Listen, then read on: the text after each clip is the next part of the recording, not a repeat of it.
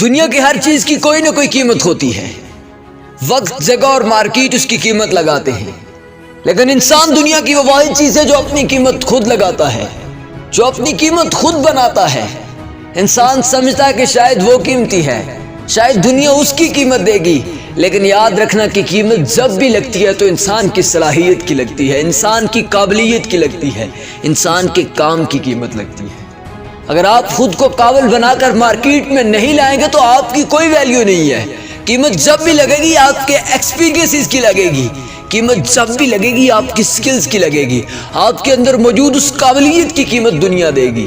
اگر آپ کے پاس یہ چیزیں نہیں ہیں تو آپ کبھی بھی اس میدان میں مقابلہ نہیں کر سکتے. انسان سمجھتا ہے کہ شاید وہ قیمتی ہے، لیکن قیمتی انسان کا کردار ہوتا ہے، اس کا معیار ہوتا ہے، اس کی قابلیت ہوتی ہے.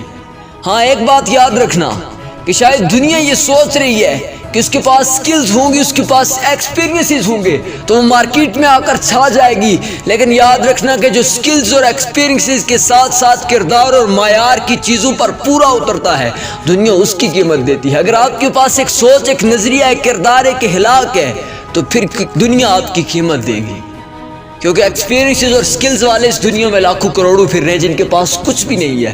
شاید وہ سمجھ رہے تھے کہ دنیا ہماری قیمت دے گی، ہمارے سکلز کی قیمت دے گی، ہمارے ایکسپیرینسز کی قیمت دے گی، لیکن کمپنی اور دنیا جب بھی کسی انسان کو ہائر کرتے ہیں تو سکلز اور ایکسپیرینسز کے ساتھ ساتھ اس کے کردار، اس کے معیار، اس کے نظریے، اس کی سوچ کو سب سے زیادہ پرکھتے ہیں. میں پچھلے دنوں ایک ویڈیو دیکھ رہا تھا، ایک ویڈیو کے اندر کچھ لڑکے ایک کمپنی میں انٹرویو دینے جاتے ہیں. جب انٹرویو دینے جاتے ہیں تو اسی اثناء میں ایک لڑکا کہتا ہے یار تمہاری باری بعد میں ہے، تم اپنی ٹائی کچھ دیر کے لیے مجھے دو، میں اندر لگا کے چلا جاؤں، واپسی پر میں آ کر تمہیں دے دوں گا. لیکن کچھ لڑکے اسے نہ کر دیتے ہیں، انکار کر دیتے ہیں ٹائی دینے سے، لیکن ایک لڑکا اٹھتا ہے، اسے ٹائی دے دیتا ہے. کچھ دیر کے بعد جب رزلٹ نکلتے ہیں تو پتہ چلتا ہے جس لڑکے نے ٹائی دی تھی وہ ہائر کر لیا گیا ہے، کمپنی نے اسے ہائر کر لیا ہے. جب حقیقت کھلتی ہے تو پتہ یہ چلتا ہے کہ جو لڑکا ٹائی مانگ رہا تھا وہی لڑکا اس کمپنی کا باس تھا. وہ بیہیویئرل ٹیسٹ کرنے کے لیے باہر آیا تھا لڑکوں کا، اور جس لڑکے نے ٹائی دی تھی اس کے پاس سکلز بھی تھیں، ایکسپیرینس بھی تھا، لیکن اس کا کردار اسے جتوا گیا تھا. اس کا کردار اس کی سلیکشن کا سب سے بڑا سبب بن گیا تھا. باقی سب کے پاس سکلز تھی، ایکسپیرینسز تھے، ڈگریز تھی، لیکن ان کردار کی کمی کی وجہ سے وہ آج وہاں پر فیل ہو چکے تھے.